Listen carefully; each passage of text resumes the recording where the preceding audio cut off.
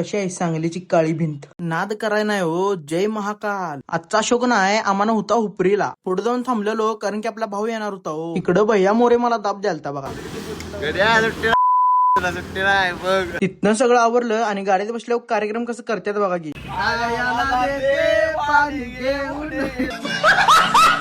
ते सगळं झालं आणि पोचलो आम्ही बरोबर लोकेशनवर. कसं आहे हत्यार नाद करते काय. लगेच मटेरियल लावायचं चालू पण केलो. दणका विषय असतो आपल्याकडे. सगळं मटेरियल त्यांनी लावून झालं. आता विषय फक्त ऐका फक्त.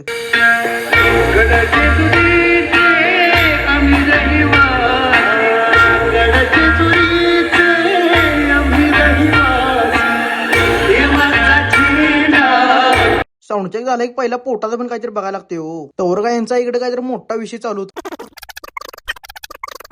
मंडळातली पोरं पण नाचाय काय ऐकत नव्हती. तो साऊंड तसा वाजालता गच्च मध्ये.